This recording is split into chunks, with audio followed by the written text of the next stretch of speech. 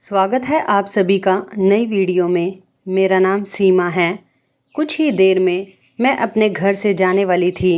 मेरी शादी हो चुकी थी। सब लोग मेरी शादी में आए थे और अब खाना खा रहे थे। मेरे पति का नाम अर्जुन था। वह कुछ देर के लिए मेरे पास से उठकर चला गया तो मेरे कुछ दोस्त और रिश्तेदार आकर मेरे पास बैठ गए। उसमें से कुछ लोगों की शादी हो चुकी थी और कुछ की अभी नहीं हुई थी। उन्होंने अजीब अजीब बातें करनी शुरू की तो मैं हैरान हो गई थी। इन सब ने आज तक मुझसे ऐसी कोई बात नहीं की और अब कैसे खुलकर बातें कर रहे थे। उन्होंने कहा, अब तो तेरी भी शादी हो गई है। हमने पहले तुमसे इसलिए कोई बात नहीं की कि कहीं तू डर ना जाए। मैंने कहा, मैं तो अब भी डर रही हूँ। तो कहने लगे, अरे डरने की क्या ज़रूरत है, बस ये याद रखना कि आज की रात बड़ी ज़रूरी है।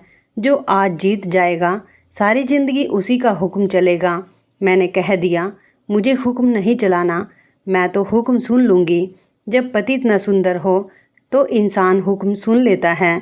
तो वह कहने लगी, ज़्यादा अच्छी बनने की ज़रूरत नहीं है, नहीं तो बाद में हमें ही आकर कहेगी अब मैं क्या करूं। मेरी एक दोस्त थी, लेकिन मन ही मन वह मुझसे बहुत ज़्यादा नफ़रत करती थी। मैंने उसे शादी में इसलिए बुलाया था ताकि वह शादी में आकर देख सके कि मैं कितनी खुश हूँ। उसने सबके सामने बहुत अजीब बात कर दी और जब मैं अपने घर गई और शादी की रात मेरा पति कमरे में आया तो मुझे उसकी बात बिल्कुल सच लगने लगी। मेरी चीखें पूरे घर में गूंज रही थी और मुझे उसी दोस्त की बात याद आ रही थी जिसने कहा था कि तेरे पति को तो देखकर ही पता चल रहा है कि इसका इतना लंबा। हम लोग बहुत गरीब थे, हमारे घर में कुछ भी नहीं था। ये जो बीच वाले लोग होते हैं ना, वह किसी से मांग कर कुछ खा सकते थे और कुछ लोग समझते हैं कि उनके पास बहुत पैसे हैं और असल में उनके पास कुछ नहीं था। ऐसे लोग गरीबों से भी बुरे होते हैं क्योंकि गरीब आदमी तो मांग कर खा लेता है। हम तो किसी से मांग भी नहीं सकते थे। मैं सारी ज़िंदगी इस गरीबी में नहीं रहना चाहती थी। मेरी माँ मेरे बाबूजी को कभी नहीं कहती थी कि थोड़े ज़्यादा पैसे कमाने की कोशिश किया करो। बस कहती थी, जो भगवान ने दिया है उसी में खुश रहना सीखो। मैं अपनी माँ की तरह नहीं बनना चाहती थी, ऐसी ज़िंदगी नहीं गुजारना चाहती थी। मैंने सोच लिया था कि मैं किसी अमीर आदमी से शादी करूँगी क्योंकि मैं बहुत सुंदर थी। पढ़ी लिखी तो थी नहीं, लेकिन अपनी खूबसूरती का इस्तेमाल कर सकती थी। इसलिए सोच लिया था कि किसी बहुत अमीर आदमी से शादी कर लूँगी तो फिर सारी ज़िंदगी बैठकर खा लूँगी। फिर वह भले मेरे साथ झगड़ा करे, लड़ाई करे, ये मुझे थप्पड़ लगाए, मैं कम से कम पैसों वाली तो रहूँगी। मेरी बहुत सारी दोस्त थी और मेरे चाचा और फूफा की भी बहुत सारी बेटियाँ थीं। वह सब मुझसे मुकाबला करती थी और हर काम में मुझसे आगे थी क्योंकि उनके घर की हालत अच्छी थी। लेकिन मैं इतनी सुंदर थी कि पुराने कपड़ों में भी उनसे ज़्यादा अच्छी लगती थी, इसलिए वह मुझसे बहुत जलती थी। मैं उनको और ज़्यादा जलाया करती थी, लेकिन मेरे पास था क्या, इसलिए सोचा कि किसी अच्छी जगह रिश्ता करवाती हूँ। एक औरत हमारे घर में आती थी। उसने मेरी माँ से कहा था कि एक लड़का है, बहुत ज़्यादा सुंदर है और उसकी माँ चाहती है कि उनके लिए एक अच्छी लड़की मिल जाए जो घर की भी देखभाल करे और लड़के को भी खुश रखे और उन्हें कुछ भी नहीं चाहिए। लेकिन मेरी माँ ने जब लड़के की तस्वीर देखी थी तो कह दिया था कि हमें अपनी बेटी की शादी नहीं करनी। अब वही औरत फिर से आई थी और बातों बातों में जिक्र कर रही थी कि अब तक उस लड़के की शादी नहीं हुई। मेरे मन को तो खुश होना चाहिए था क्योंकि वह लोग बहुत अमीर थे और सिर्फ लड़के की एक माँ थी। कोई बहुत बड़ा घर परिवार भी नहीं था कि पूरा दिन मैं रसोई घर में ही रहती।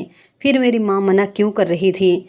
जब मेरी माँ रसोई में आई तो मैंने कहा, क्या बात है माँ, तुमने इस रिश्ते से पहले भी मना किया था और अब भी वही आंटी कह रही है तो तुम उसकी बात ही नहीं सुन रही हो। मेरी माँ ने कहा, तुझे क्या लगता है, अगर ये लड़का इतना ही अच्छा है, इसकी माँ भी अच्छी है और ये लोग अमीर भी हैं, तो फिर अब तक इस लड़के की शादी क्यों नहीं हुई। मैंने अपना सर पकड़ लिया। शादी करवाने के लिए ही तो वह लोग कोशिश कर रहे हैं और तुम हो कि सीआईडी की तरह एक छोटी सी बात को लेकर आपने इस रिश्ते को मना कर दिया। तुम उनसे जाकर कह दो हमें रिश्ता करना है। मेरी माँ हैरान रह गई और उसने मुझसे पूछा, तू शादी करना चाहती है। उन्होंने लड़के की तस्वीर भी मुझे दिखाई थी। तस्वीर में भी लड़का बहुत ज़्यादा अच्छा लग रहा था। आम लड़कों से थोड़ा सा अलग लग रहा था क्योंकि बहुत ज़्यादा गोरा था और ऐसा लगता था कि जैसे बहुत ही ज़्यादा नाजुक है। मैंने कहा, और क्या, मेरे लिए किसी मजदूर की शक्ल वाले काले से लड़के का रिश्ता आता तो क्या तुम मान जाती? इतना सुंदर आदमी है, बस इसी से मेरी शादी करवा दो। अमीर आदमी ऐसे होते हैं, उनके हाथ पांव मैले नहीं होते। मेरी माँ ने कहा कि अब तो खुद कह रही है कि मेरी शादी करवा दो, लेकिन मुझे कुछ गड़बड़ लग रही है। मैंने कहा, कोई गड़बड़ नहीं है। और उस वक्त मेरी हालत ऐसी थी कि अगर कोई गड़बड़ होती भी तो मैं कहती कि मेरी प्रॉब्लम है, मैं देख लूँगी, तुम बस मेरी शादी करवा दो। और आबादी देखी है हमारे देश की, इतने अमीर घर का लड़का कभी नहीं मिलता। और हमारे घर में था ही क्या, कुछ भी नहीं था। फिर भी उन लोगों का फ़ोन आ गया और उन्होंने कहा, हम आपकी बेटी को देखने के लिए आना चाहते हैं, आपको कोई आपत्ति तो नहीं है? मेरी माँ ने कहा, नहीं। मेरी माँ बाद में कहने लगी कि बात तो बड़े अच्छे तरीके से कर रही थी। जब वह लोग आए तो लड़का साथ नहीं था, उसकी माँ और एक बुआ भी थी, वह भी बहुत अच्छे तरीके से बात कर रही थी। जब मेरी माँ ने कहा कि लड़की को देख लेते तो उसने कहा कि लड़की को हम देख लेते हैं, लेकिन अपनी बहू की नज़र से देखेंगे। हमें यूं किसी की बहू बेटी को देखने का शौक़ नहीं है। आप रिश्ता पक्का समझें और हमें जल्दी ही कोई तारीख बता दें। वह लोग तो बहुत ज़्यादा खुश थे। उन्होंने भी मेरी तस्वीर देखी थी क्योंकि उस औरत को मेरी माँ ने तस्वीर दी हुई थी। जब मैं बाहर गई थी वह मेरे से ऐसे ही पेश आने लगी कि जैसे मैं उनकी बहू नहीं, बेटी हूँ। मैं बहुत खुश हुई। मेरी माँ के दिल से भी सब कुछ निकल गया और उसने भी कहा कि ठीक है। इसी तरह बात आगे बढ़ने लगी और मेरी शादी तक बात आ गई। मेरी शादी होने वाली थी और मैं बहुत खुश थी। वह लोग ही सब खर्चा कर रहे थे और मेरा बहुत ख्याल कर रहे थे। मेरी पसंद से ही शादी का लहंगा और सब कुछ खरीदा गया। ऐसे लोग तो नसीब वालों को मिलते हैं। मैं बहुत खुश थी, लेकिन शादी वाले दिन मेरी दोस्त ने मुझे डरा दिया था। अब मैं अपने कमरे में बैठी थी और आज मेरी सुहाग रात थी। दरवाजे में हलचल की आवाज़ थी। शायद मेरा पति आ रहा था। मैं घबरा गई थी, इतनी जल्दी आ गया। मुझे तो लगा कि थोड़ी देर बाद आएगा, लेकिन जब देखा तो वह मेरा पति नहीं, मेरी सासू माँ थी। मैं सोचने लगी कि इनका यहाँ पर क्या काम है। वैसे वह बहुत अच्छी थी और आज के दिन तो कोई भी हो दुल्हन के साथ अच्छे तरीके से ही बोलते हैं। उन्होंने कहा कि बेटा, मुझे तुम्हें अपने बेटे के बारे में एक बात बतानी है। आते ही उन्होंने सीधी बात कह दी। मैंने कहा कि जी बताएं, क्या बात है? तो कहने लगी कि मेरा बेटा बाकी लोगों से थोड़ा सा बदला हुआ सा है। हमने तुम्हें इसलिए पसंद किया था क्योंकि तुम हमें बहुत अच्छी लगी थी। ऐसी लड़की लगी थी कि जिसको अपनी मर्जी से हम किसी भी रूप में ढाल सकते हैं। ये बात मुझे कुछ अजीब लगी। वो मुझे किस रूप में ढालना चाहती थी? मैंने कहा कि मम्मी जी, मैं आपकी बात नहीं समझी। देखो, अब तो तुम इस घर की हो गई हो। इस घर के सारे राज तुम्हारे भी राज हैं। मैं तुम्हें यह बताना चाहती हूँ कि मेरे बेटे का एक बहुत बड़ा राज है, लेकिन तुम्हें उसे अपने सीने में रखना होगा और कभी किसी को भी नहीं बताना है, यहाँ तक कि अपने माँ बाप को भी नहीं, दोस्तों को भी नहीं। लेकिन मैं तुम्हें बता दूँ कि तुम बहुत खुश रहोगी। मैंने कहा कि मम्मी जी, आप क्या मेरे साथ कोई मजाक कर रही हैं? देखो, आज तो शादी की रात है। दुल्हन के साथ लोग मजाक करते हैं क्योंकि मुझे डर लग रहा है। उन्होंने कहा कि डरने की ज़रूरत नहीं है, बल्कि तुम्हें तो बिल्कुल भी डरने की ज़रूरत नहीं है। लेकिन यह बात याद रखना कि इस घर में तुम्हारा कोई नहीं है। तुम्हें मेरी हर बात माननी होगी और अगर मेरी बात मानोगी तो इस दुनिया की सबसे खुश लड़की बन के रहोगी। नहीं तो क्या होगा, मैं कुछ नहीं कह सकती। मैंने कहा कि आपने तो मुझे कोई भी बात सीधे तरीके से नहीं बताई। अगर ऐसी ही कोई परेशानी वाली बात है तो मुझे बता दें, तो मुझे पता चल जाएगा। अभी मैं तुम्हें नहीं बताना चाहती।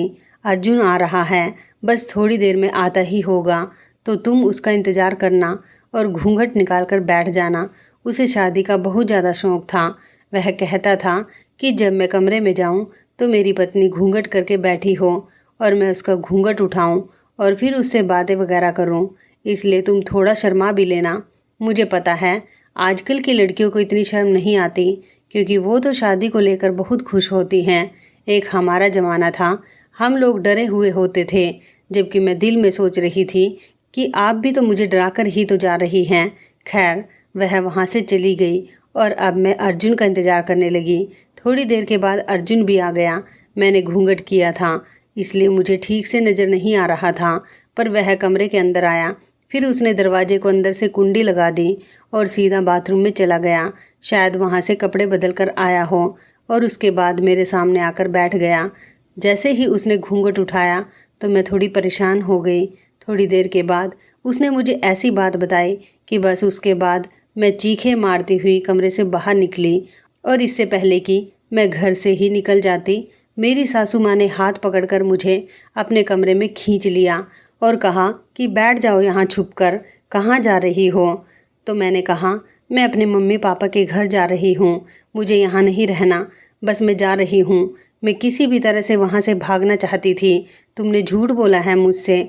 आपका बेटा तो बाकी मर्दों की तरह नहीं है। आपको मुझे पहले बताना चाहिए था। ऐसे मर्द के साथ कौन सी औरत सुखी रह सकती है। तो मेरी सास ने कहा, मैंने तो तुम्हें पहले ही बताया था। अब मेरी बात ध्यान से सुनो। ज़्यादा परेशान होने की ज़रूरत नहीं है।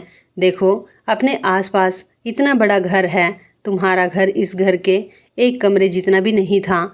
यह देखो, मेरे हाथों में सोने के कंगन हैं।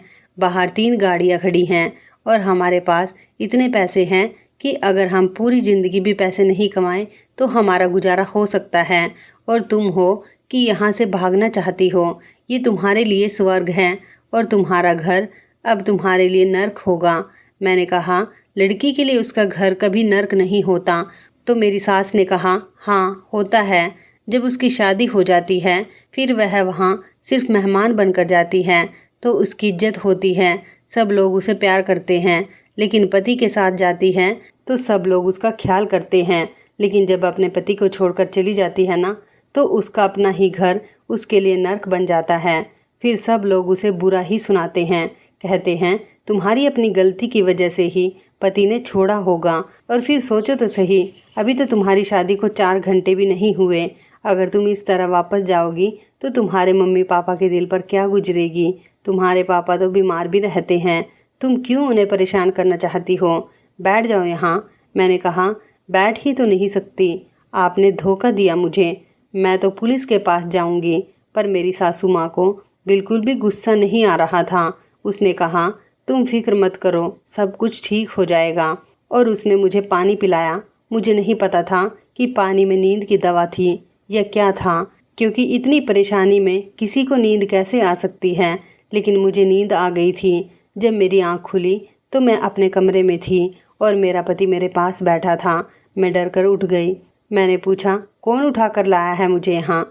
तो उसने कहा, इस घर में तुम्हें मेरे अलावा कोई हाथ भी नहीं लगा सकता, तो उठाना तो दूर की बात है। जाहिर है मैं ही उठा कर लाया हूँ अपनी जान को। मैंने कहा, मुझे जान मत कहो, तुमने झूठ बोला मुझसे और तुम्हारी माँ ने भी। मुझे लगा कि कोई झूठ नहीं बोला है, तुम्हें पहले ही समझ जाना चाहिए था। लेकिन मेरी मम्मी ने तुमसे बात कर ली ना, अब जल्दी से तैयार हो जाओ, आज तुम्हारी मुंह दिखाई की रस्म है। मैंने कहा, मैं कोई रस्म नहीं करूँगी। तो उसने मेरा बाजू पकड़कर ज़ोर से दबाया और कहा, मुझे वह मत समझना जो तुम समझ रही हो, नहीं तो वो खाल करूँगा, नहीं तो मुंह दिखाई की रस्म अस्पताल में ही होगी। मुझे वाकई उससे डर लग रहा था। मैं हैरान रह गई थी, किसी को कुछ बता नहीं सकती थी। मेरे माँ बाप आए लेकिन मैं कुछ नहीं बोल पाई। मुंह दिखाई की रस्म भी हो गई और यह दिन भी गुजर गया। लेकिन मैं रात को अपने कमरे में नहीं जा रही थी। मैं क्यों जाती, पता नहीं वहाँ पर मेरे साथ क्या होता। मैं नहीं जाना चाहती थी और बाहर ही बैठी थी जब मेरी सास मेरे पास आई और बोली, क्या मेरे साथ मेरे कमरे में चलोगी। मैं तुम्हें बताती हूँ, बहुत ज़रूरी बात करनी है। क्या तुम सारी रात यहीं बैठी रहोगी। ऐसा तो नहीं हो सकता ना, आओ मेरे साथ। ऐसी बातें मत करो कि जिनके लिए बाद में तुम्हें पछताना पड़े। मैं उनके कमरे में गई तो सामने का माहौल देख के हैरान रह गई। ये चीज़ें पहले तो उनके कमरे में नहीं थी। टेबल के ऊपर सोने के पता नहीं कितने गहने पड़े थे, बहुत सारे पैसे पड़े थे, 2 आईफोन पड़े थे और एक फ़ाइल भी पड़ी थी। फाइल को देखकर लग रहा था कि जैसे ज़मीन जायदाद के कागज़ होते हैं, ऐसी ही कोई फ़ाइल थी। फिल्मों में देखा था, लाल रंग की फ़ाइल थी, ऊपर कानूनी मोहर भी लगी हुई थी। मैं जाकर कुर्सी पर बैठ गई। मेरी सास ने कहा, मैं बताती हूँ तुम्हें क्या बात है। और उसने मुझे कहा कि यह सामान जो यहाँ पड़ा है लाखों का नहीं करोड़ों का है, ये सब तुम्हारा है, तुम उठाकर अपने साथ ले जाओ। तुम इस सारे सामान का क्या करोगी, मैं तुमसे एक दफ़ा भी नहीं पूछूंगी। इसमें बहुत बड़ा बंगला है, उसके बाद ही और कुछ है, गहने हैं, सोने और हीरे के बहुत सारे पैसे हैं, 2 आईफोन हैं जो तुम अपने इस्तेमाल के लिए रख सकती हो, और अगर तुम्हें कुछ और भी चाहिए तो वह भी मांग सकती हो। इसके अलावा तुम्हारे कमरे में ब्रांड के कपड़े, सोना चांदी क्या क्या पड़ा है जो तुमने देखा ही नहीं, और तुम यहाँ से भागने की कोशिश में लगी हो। बस तुम्हें बदले में एक काम करना होगा। मैंने इन सभी चीज़ों को कभी सपने में भी नहीं देखा था, लेकिन आज ये सारी चीज़ें मेरे सामने पड़ी थी। लेकिन यह मामला इतना ज़्यादा सीधा नहीं था, बात इतनी बड़ी थी कि सब कुछ अपनी आंखों के सामने देखते हुए भी मैंने सवाल किया कि मुझे क्या करना होगा, जबकि मैं जितना इन चीज़ों के लिए तरस रही थी मुझे तो सवाल भी नहीं करना चाहिए था, पर फिर भी मैंने सवाल किया क्योंकि मेरी ज़िंदगी का सवाल था। उसने कहा कि बस तुम्हें मेरे बेटे को खुश रखना होगा, सिर्फ इतना ही नहीं, जहाँ कहोगी वहाँ तुम्हें ले जाएंगे। दुनिया के जिस कोने में हनीमून मनाने के लिए जाना चाहोगी तो मैं भेज दूँगी, और इसके अलावा भी तुम्हें बहुत कुछ मिलता रहेगा, जो मांगोगी वो मिलेगा। बस मेरे बेटे को खुश रखना और उसकी ज़िंदगी से नहीं जाना, और यह बात किसी को भी मत बताना उस कमरे में क्या होता है और क्या होगा। मैंने कहा कि मुझे सोचने के लिए समय चाहिए, तो मेरी सास ने कहा कि नहीं, समय नहीं है, अभी सोच कर बताना होगा। मैं सोच में पड़ गई। हमारे घर में तो कभी पनीर तक नहीं बनता था, और यहाँ पर तो मुझे सोने का निवाला मिल रहा था। मुझे सोचना भी नहीं चाहिए था। बस मैंने इतना ही सोचा कि दुख तकलीफ़ सहन कर लूँगी, लेकिन ये पैसे हाथ से जाने नहीं दूँगी। मैंने उनको कह दिया कि आप जो कहेंगी वही होगा, और दिल में सोच लिया कि इतनी ज़्यादा फरमाइशें करूँगी कि आप हैरान रह जाएंगी। उसने कहा कि यह सारा सामान उठाकर अपने कमरे में ले जाओ। मैंने देखा तो उस सामान में गाड़ी की चाबी भी थी। मैंने कहा कि कौन सी गाड़ी है, तो मेरी मम्मी जी ने जब बताया कि रेंज रोवर, मैं हैरान रह गई। मैंने वह सामान उठाया और अपने कमरे में चली गई, लेकिन सामने ही मेरा पति बैठा था और मुझे अजीब नज़रों से देख रहा था। उसने कहा कि हो गई तुम्हारी परेशानी ख़त्म, ऐसे बोल रहा था कि जैसे कि छोटी सी बात है, जैसे मैंने कहा हो कि मुझे घर के काम नहीं करने और मम्मी जी ने नौकरानी रख दी हो। मैंने कहा कि हाँ, तकरीबन हो ही गया है। उसने कहा कि फिर आ जाओ मेरे पास, और अब नखरे करने की ज़रूरत नहीं है। लेकिन 1 हफ्ते के बाद फिर से मेरी वही हालत हो गई। मैं इस रिश्ते से और इस घर से भागना चाहती थी। मेरी सासू माँ ने मुझे कहा कि तुम पागल तो नहीं हो गई हो, ऐसी लड़की मैंने आज तक नहीं देखी। गरीब घर से लड़की इसलिए लाई थी ताकि वह ज़्यादा बातें ना करे, और तुम हो कि इतना कुछ मिलने के बाद भी बार बार इस तरह की हरकतें कर रही हो। अगर तुम्हारी वजह से मैंने अपने बेटे की आंखों में आंसू देखे ना, तो इस घर से नहीं बल्कि तुम्हें इस दुनिया से ही निकाल दूंगी। अब मेरी सासू माँ मुझे धमकाने लगी थी, लेकिन मैं क्या करती। मैं जब अपने पति के पास जाती और जब उसकी शक्ल देखती तो मेरी हालत ख़राब हो जाती थी। पहले सोचकर डर जाती थी कि क्या मुझे अपनी पूरी ज़िंदगी इसके साथ गुजारनी होगी। मैंने एक दफ़ा टीवी में देखा था कि आप अमीर रहकर दुखी रहना पसंद करेंगे या गरीब रहकर खुश रहना पसंद करेंगे। मेरी माँ पास बैठी थी और उसने कहा था कि गरीब रहकर खुश रहना पसंद करूँगी। मैंने कहा था कि क्या मम्मी, आप भी ना गरीब होंगी तो फिर खुश कैसे होंगी। तो मेरी माँ ने कहा, ये जो अमीर लोग होते हैं उनके पास सिर्फ पैसे होते हैं, वे बड़े बड़े घरों में रहते हैं और बड़े बड़े आंसू बहाते रहते हैं, क्योंकि वे सारा समय पैसे कमाने में ही गुजार देते हैं। उनके पास परिवार को देने के लिए पैसे तो होते हैं लेकिन समय नहीं होता। और एक बात मेरी याद रखना, जिस इंसान को पैसे का लालच होता है उसकी उम्र बड़ी कम होती है।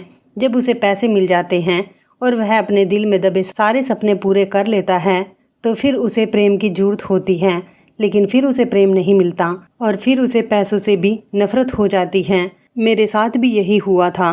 मैंने आईफोन इस्तेमाल किया, बहुत सारी शॉपिंग कर ली, अपनी पसंद की जगह पर खाना खा लिया, अपने घर वालों के लिए भी काफ़ी कुछ खरीद लिया, इधर उधर फिर लिया, इतनी शॉपिंग की कि सामान रखने की जगह नहीं थी। लेकिन अब मेरे दिल में और कोई शौक़ नहीं था। सपना यह था कि मैं अपने पति के साथ एक अच्छी ज़िंदगी गुजार सकूं, लेकिन अर्जुन के साथ मेरी ज़िंदगी कभी भी अच्छी होने वाली नहीं थी, इसलिए मैं बार बार परेशान हो रही थी और इस रिश्ते से निकलना चाहती थी। जब मैं अपनी रेंज रोवर गाड़ी में बैठकर अपने घर गई तो वहाँ पर मेरे कुछ दोस्त और रिश्तेदार आए हुए थे, क्योंकि आज मेरे मम्मी पापा की शादी की सालगिरह थी। मेरे हाथ में 2-2 आईफोन थे। मुझे पता नहीं मैंने कितने लाख का सूट पहना था और मेरे पास पैसे ही पैसे थे। वह सब मुझे देखकर हैरान रह गई। मुझे भी उस वक्त बहुत खुशी हुई और मुझे ऐसा लगा कि जैसे मेरा एक सपना पूरा हो गया, वरना मैं कैसे इन सब के सामने इतना कुछ कर सकती। सब कहने लगे कि तुम्हारी किस्मत खुल गई है। मैंने कहा कि हाँ, भगवान ने बड़ी कृपा की है मुझ पर और इसलिए यह सब कुछ हुआ है। मुझे उस वक्त बहुत मज़ा आ रहा था। वो मुझसे पूछते थे कि ये सूट कितने का है, पर्स कितने का है, ये जूते कितने के हैं, फ़ोन कब लिया तुमने, गाड़ी तो बहुत अच्छी है तुम्हारी, बहुत पैसे होंगे तुम्हारे पास। मैंने उनको भी पैसे दिखाए। मुझे पैसे की कमी नहीं थी। अब बस सब मेरे सामने ऐसे कर रही थी कि जैसे मैं कोई शहजादी हूँ और वह सारी की सारी मेरी बांदियाँ हैं। मुझे वाकई ऐसा महसूस हो रहा था कि जैसे मैं किसी महाराज की बेटी हूँ। मेरे माँ बाप भी बहुत खुश थे। मैं उनके लिए बहुत अच्छा गिफ्ट लेकर गई थी, लेकिन जब वापस आई और अपने पति को देखा तो मुझे उल्टी आ गई, क्योंकि इसी तरह की हालत में सर कट रहा था। मैं जब कमरे में आई तो कमरे में एक बहुत ही रोमांटिक सा गाना लगा हुआ था। मैंने कहा कि यह क्या है? तो उसने कहा कि तुम्हें तो पता है अभी अभी हमारी शादी हुई है, हमें तो खुश रहना चाहिए, इसलिए मैंने ये गाना लगाया। अब तुम यहाँ बैठो और मैं तुम्हें लुभाने की कोशिश करता हूँ। मैंने कहा कि क्या मतलब? और उसके बाद वो ऐसी हरकतें करने लगा कि मुझे उल्टी आने लगी और इस बात पर वो गुस्सा हो गया। उसने कहा कि तुमने तो सारा मज़ा ही ख़राब कर दिया। मैं चुप थी, लेकिन उसने मुझसे झगड़ा करना शुरू कर दिया। मुझे कमरे से बाहर निकाल दिया। आज मम्मी जी ने मुझे देख लिया और मैंने बता दिया कि सब कुछ कैसे हुआ है। उन्होंने कहा कि तुम इस चीज़ को कबूल क्यों नहीं कर लेती कि अब यही तुम्हारी ज़िंदगी है, वरना तुम्हारे पास ये जो चीज़ें हैं, सोचो क्या ये सभी के पास होती हैं? ये आसानी से नहीं मिलती। हमारे बाप दादा की कमाई है ये जो तुम पर लुटा रहे हैं, सिर्फ इसलिए कि मेरा शेर जैसा बेटा खुश रह सके। मैंने कहा कि शेर जैसा बेटा? आप उसको बेटा कहते हैं? आपको पता भी है कि वह शेर जैसा बेटा नहीं है। आपको पहले से अपने बेटे के बारे में पता था, फिर भी आपने मेरी ज़िंदगी बर्बाद की। सब कुछ पता होता तो मैं कभी भी शादी नहीं करती। मेरी माँ का अंदाज़ा ठीक था। माँ का तो दिल ही ऐसा होता है, उसके पास भगवान की आंखें होती हैं। लेकिन मैंने उनकी बात का यकीन नहीं किया था। उन्हें तो लग रहा था कोई ना कोई गड़बड़ है, वरना आपके शेर जैसे बेटे को अभी तक रिश्ता क्यों नहीं मिला? 36 साल का हो गया है वह, और मुझे देखें, मैं सिर्फ 21 साल की हूँ।